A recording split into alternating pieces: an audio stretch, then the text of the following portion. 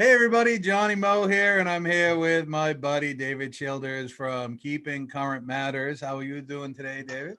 Doing good, doing good. It's a great Friday here in Richmond. We had a little snow this week, a little your weather, Johnny, down here, and but it's gone now. But great Friday. You can keep it all of it, all of it. We get Like, enough here to just enjoy it, then it melts. So right? Just to appreciate not being any further north. right, right. Yeah. So So we're going to be talking about, like we always do. I mean, you guys were just talking about that. You have a team of researchers doing all sorts of different research information, digging up stats, what's trending, what's important, what's happening over here, there, and the other place. Things that us real estate agents just don't do, and you make it easy for us to look important and smart and everything else like that. And today we're going to be talking about, some of the I'm glad we're talking about it because my CMO and I have been talking about it too. And that's we're in a unique place. I don't want to just throw out the term market crash, but we're in a unique place where there's no homes, right? There's just no homes. So people aren't selling because unless they're moving somewhere, and even if they're moving somewhere, they might be posed with that same problem. I mean, say moving somewhere, Minnesota to Florida, right? Relocating. But we're looking right. at, there's a lot of talk out there, like you just mentioned, about potential market crash. What are you seeing? Yeah. What's the buzz? Well, I think there's, let me tell you, let's kind of set this conversation up from a couple of different ways. And I can see people joining here on the webinar. And again, in the chat, if you have questions, put those in there. Johnny and I'll, take a look at that and try to answer those as they come up. But here's what I'm hearing, Johnny. One, I want to talk about just where's the market at, and give you some facts and figures, give you the truth really about that.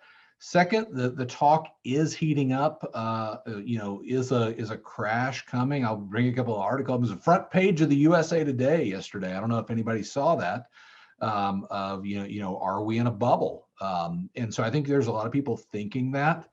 Mm-hmm. I tend to get a lot of questions right now, or we are getting a lot of questions at Keeping Current Matters about pending legislation that could be coming down the pipe relative to new administration and things relative to housing on that. There's not a lot of things right now that are past legislation that we can talk specifically to. So we typically don't talk pending, and there are a lot of people letting that, I would say, distract them, of what it is. I can tell you what's going to happen. I think regardless of your politics, the administration is going to try to spur the market and do things to help people acquire homes, which means it's going to be more demand. Johnny, you just said we don't have enough houses as it is. So what do we need to be talking about? We need to talk about where do we find listings right now, and how do we do a good job of that? So those are some of the topics going on, but maybe we'll hop in on that bubble talk and give you some perspective on that. Be a good place to start, or where's your head at, Johnny? Oh, that's perfect. That's a great place to start because, in some respects, it looks like a bubble. Yeah, Right. sure. There's a reason. Let's go through the logical reason why people are saying that, kind of to your point. So Mm-hmm. let me share my screen here. Pulled a couple of articles. Why are so many Americans predicting a housing crash? Came out here in Yahoo Finance. You can see I have the red square around that. January 29th, just a few days ago. You dig down into this article, 67% of Americans on some level saying, you know what, I think this feels like a crash. And from the consumer's perspective, yesterday in the USA Today I don't know if there's a front page anymore, Johnny, of a newspaper, but when you open up the app, when you go to the website, it's right there. Are we trapped in another housing bubble? Now, it's very interesting, that headline there. If you can see that, I don't know, Johnny, if you can see this text under that. It says home prices are rising coast to coast and we're outstripping wages and rents. Some say it's another bubble. Then they put this little piece in there, but it's nothing like the mid 2000s. Mm-hmm. So I'll save you the time, but if you want to go to USA Today and read this article, it's actually a very good article talking about rents and talking about income and very factual. But the headline there, which most people will just read and think, here we go again. We're going to be in another housing bubble. Let me give you perspective on that, and then maybe we can talk about that, Johnny. First of all, why do people believe that? The core reason right now we know is homes are appreciating at a pretty quick pace. CoreLogic just finished up their 2020 numbers. They said 9.2% appreciation in residential real estate in this country in 2020. Phenomenal, tremendous number. For those that own houses, that is a good thing. We've talked about this downturn disproportionately affecting those on the lower income scale who, and a lot of times aren't homeowners. And I don't mean that in a derogatory way, but it's just the fact of the matter. We need to be compassionate and try to help those as much as we can. But those that own a house, it's been a good year relative to appreciation. But if we think about that historically, the historic appreciation in this country is about 3.8% going back over time. And this is what prices would look like going all the way back to 2000 if we hit that number every year, okay? And I've done this before, but this is the updated version our team has built. Let's look at actual home prices relative to that. So when we start to lay in actual appreciation, we see the run up in the early 2000s and the housing crash and depreciation, then we see where we are today. We are outpacing historic appreciation. And so, yeah, people go, here we go again. This again goes to, the thought of 2008 and, okay, I've been here before. This is same song, second verse type of feeling relative to home prices. So I think there's a legitimate feel that people have, and it usually comes out as this, and it's the fact that the market cannot sustain appreciation to the level we've seen. And I would tend to agree with that. Now, what I would say is, if you want to look at what experts are forecasting for home price appreciation, it's not what we've seen. The average is about half of what we saw last year, 5% across the board relative to appreciation. So the conversation of we can't sustain it, I hear that.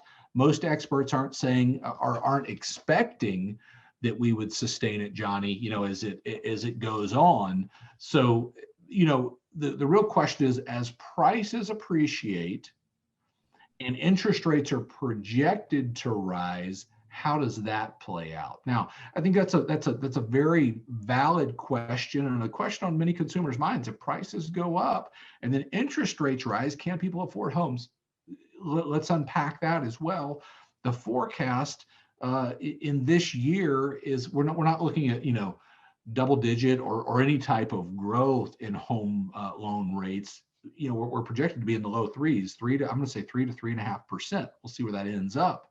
Not a tremendous jump there. So I think as we look right now, what we need, no doubt, in the market is more supply. I think last time we were together, we talked about that coming from several different areas. But when we start to look at the fundamentals of the market, price will always be determined by supply and demand. And I'll show you another graph on that. I think you can have that conversation in a very educated way and talk about your local market and what's happening there. Yeah, my Charleston partner was just telling me yesterday, in fact, or the day before, because he's starting to do some research through the agent communities, asking, hey, how many months of inventory do you guys have? Yeah. And he told me yesterday, he said, we'd normally see in the greater Charleston area 6,000 properties listed, right? All properties. He says we got 1,200. Yeah. And so that allows, what we're seeing here is, 5, 10, 15, 40 offers on properties, people giving you their firstborn. Sometimes your secondborn is the better alternative, but they're giving 40, 50, $100,000 over asking price cash, because I don't know what drives that. Is that some fear of, is it necessity or is it fear of missing out? Right. And they're trying to lock in. It's almost like buying Bitcoin right now, hoping that it goes to 40,000. Well, it's at 37. You were supposed to buy it when it was at, 10,000, which wasn't too long ago. Yeah, I think the interesting thing, we just went over a couple of surveys this week. One, a consumer survey where most consumers, more than half consumers, are shocked at the amount of home they can afford right now. Yeah. So with low interest rates, that increases buying power. And to your point, Johnny, they're like, you know what, I'm going to buy this house. If we pay $20,000 more for it, we can afford that payment because we're at 2.7% on a 30-year fixed. Free money. And so I think they're looking at, and it's a reality of how someone buys a car. You don't look necessarily at the total price. You look at the cost, right? What's a car payment going to be? What's my monthly? And what am I going to Right. incur monthly? Right, Yeah. right. And so I think that, as we go through again, it's going to be a component of interest rates. It's going to be a component of appreciation. And I think you can't expect into 2021 to be in a little bit more of a market that doesn't appreciate as fast as 2020 did. We had the convergence of two things in 2021 is limited supply for a number of different reasons. We were already in a limited supply situation when we entered the year. And then we have this pandemic that collides with that, and people are like, we got to figure something out. And we see this rush on homeownership. I talked last time, NAR just came out, said we sold 5.6% more homes in 2020 than we did 2019. We know people said, I want to buy a home last year, right? It was a great year in our business. What does all this mean with experts to say, okay, we're not going to see as much appreciation? Is their forecast is we're going to see more people bring homes to market, from those that said, I don't feel safe doing it, the ones that didn't do it in 2020, the ones that, come from new builds. And we've talked about that, how builders are bringing across the country a lot of inventory. Now, depending on where you're at, it's going to be different.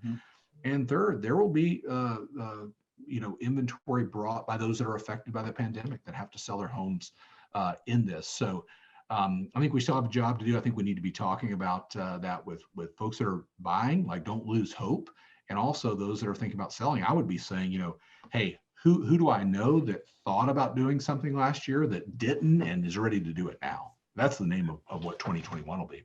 100% follow-up is a big piece. Now, how do you think, you mentioned that, some inventory will come to the market because of, the current health crisis or whatnot. And there's some truth to that. And it's got to do with, the forbearance and things like that. I would imagine loss of jobs, small businesses being shut down. So there's a whole bunch of factors. It won't be like, it was in 2007 and 8, I don't think, because that didn't exist. The fraud doesn't exist on that level. Well, there was a fundamental issue in our business in 2008. You know what I mean? From a twofold, really, from the way that we securitized and handled mortgages, and if you were back around that way, you remember Alt-A, was the new term, and a neg-am or pick-a-pay or whatever those deals were, and the lending standards. I've gone over how lending standards, got out of whack back then. We don't have that, and we also had, because of that, we had more inventory. Builders were building more homes because everybody's like, look, we'll buy it because it's going to be worth 100,000 more next year, and who cares? And we ended up in a scenario with more inventory, less buyers, depreciation. The biggest issue we have right now, truthfully, in the housing market in this country is housing is not keeping up with population. That's the challenge. Sure. If you get down to the core. And there's two things we talk a lot about housing affordability, meaning what your dollar will buy. That's a very different conversation than affordable housing. Sure. That's a different conversation about, you can get a starter condo in Southern California for $850,000 or whatever that's, at right now. Sure. Housing affordability is a challenge in a lot of places, but affordable housing affordability is very good as you look out across the country because of low interest rates and rising wages as a combination of that. Here's something that everybody listening probably hasn't heard this term for a while. But baby boomers, right? Yeah. Baby boomers, they're still the biggest generation, and they're still in a position where they're retiring and downsizing, relocating, snow burden, and all these other things. How do you think that plays? Any idea how that might play into everything? Yeah, no doubt. I think they will have a massive impact on that. One is the data shows that listings will come from that segment of the population in a massive way, this year, next year, and in the coming years. One, they have the opportunity to go out and buy or build what they want in a home. And two, I think, as they start to enter into retirement age, or they're already in retirement age, but as those aren't there, they're fast forwarding some of those plans. So I think there are a lot of people in that generation that didn't do something last year they're going to say, you know what, we feel safer to do it now. We want to go out and do it now. And you know, now is the time, essentially. So I want to just throw this out there for everybody, because we always come up with tips and ideas, and there's always nuggets here. Baby boomers are still going to have a positive impact on Oh the yeah. market. You can market to them. You can find their data through different places, the age brackets, so on and so forth. Sales Genie does it. I think Call Realty Resource, you can get it right. You can get the data to market to people that are age X to age Y, and you can market to these people. Probably not so much on Facebook, so there might be a different marketing campaign you consider. Um, but something you want to, I would imagine, educate yourself on regarding boomers and anybody older would be become knowledgeable in revocable living trusts, right? Mm. What are the rules around trust? Because trusts have a 5-year look back period. So if you want to sit there and have a conversation with somebody, we're talking about boomers are going to, listen up. Boomers are going to be listing their homes over the next several years. Now, when you're talking to the boomer, they may be moving to Florida. They may be moving someplace else. You want to talk to them about the trust. What if they end up keeping both houses or have a condo? They're going to buy a condo. This is what we're doing. We're buying a condo, and we're going to buy another condo, and then we're going to get a couple of Airbnbs and just travel. But if it's set up correctly, they protect their assets. If it's not set up correctly, they can lose their assets if somebody becomes ill and has to go in. Educate yourself in this area. Get with your financial advisor, get with an estate attorney, and put together a quick, maybe 8-minute video that talks about wills and trusts and look back periods, and start marketing these people, because you hear it here. It's a whole segment that's coming, right? A whole bunch of listings that are coming tomorrow. Who knows? Might be 5 years down the road. They've been through a lot, right? They've seen a couple crashes. They may hold on too. So yeah, and there may be many in this market that liquidate too, and say, hey, look, we want to get. I mean, home equity is at a record all-time high. Yeah. Let me give you a couple more things just to go through the market. I've got a very interesting look at, kind of continuing on that topic. If somebody were to say, hey, where are we at in the market? A great way to explain that, coming off kind of that last topic we talked about, is this is a graph of, in orange, their inventory in this country as compared to home prices. And what happens is inventory goes down, home prices go up. You know what I mean? And we've seen it. That's why when supply goes down and demand goes up. That's it. Yep. Yeah, it's pretty simple there. And so I think, looking at your local market and saying, okay, where's supply going to come from? Where's demand going to come from? And I think you have to take into consideration too, employment in different areas. If you're a service center based economy right now, there's probably going to be a heavier feel on, those that are affected by the pandemic and may have to list their home if they're homeowners, relative to that. But it's a great look to show as the supply goes down, the price goes up. You know what I mean? And that's generally going to happen in anything we deal with in the economy. If we look at demand, we always go to showing time for the showings across the country. And Johnny, we went down this downturn in March and April, and a lot of people were very vocal about we won't see a V recovery. This is what the real estate business looked like relative to showings in this country.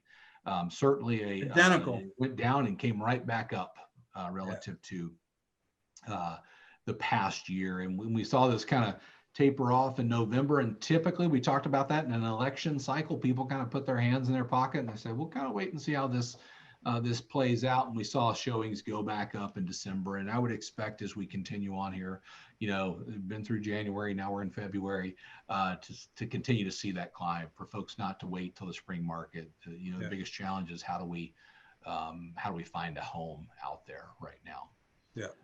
Another leading indicator in our business is purchase applications. These are mortgage applications, those applying for financing on a home. And we can see, those orange bars are holiday weeks throughout the year. And no doubt in 2020, people took time off of the holiday and said, we're going to do something, because they couldn't do something other times. But ever since the lockdown, we have been up year over year in purchase applications. And oh, by the way, last January and February of 2020 were the best January and February in our business in 10 years.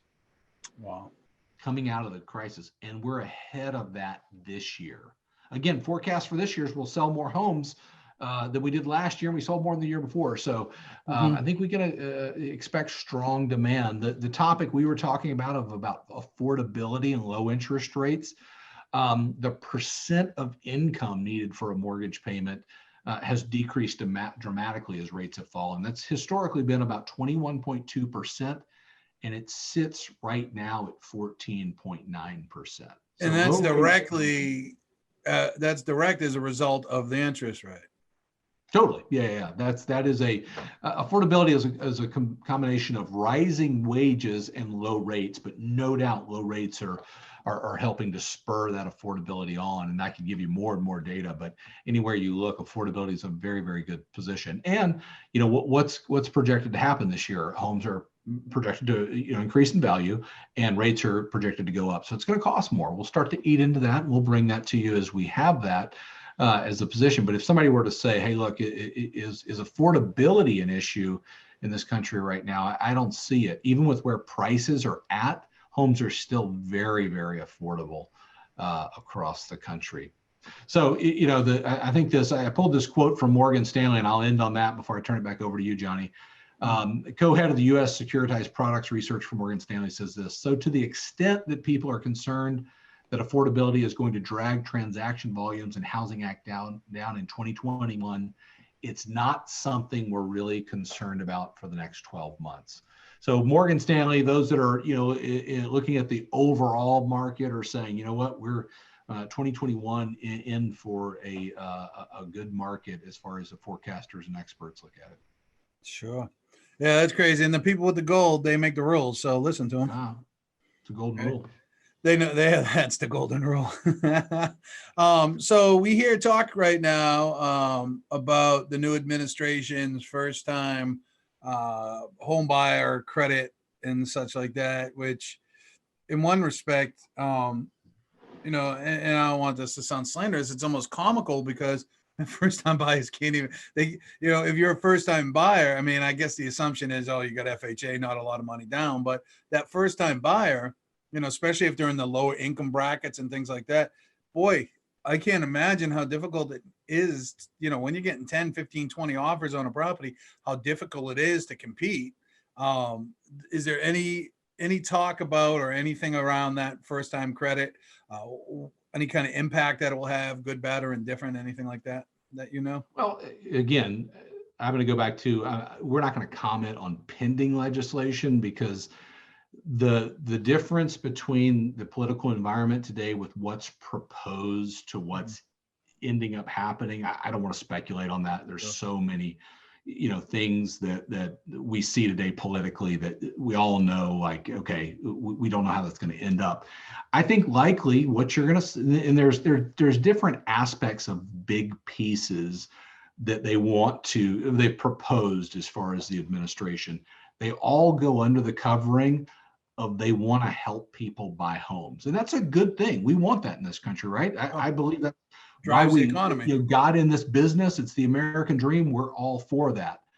The challenge right now in our business is we have an inventory challenge. We don't have a buyer challenge. We don't have an issue there. And so I think that's going to come back to what we talked about. Are we talking to the people that we need to be talking to and generating those listings so that when that comes, we have a spot for them?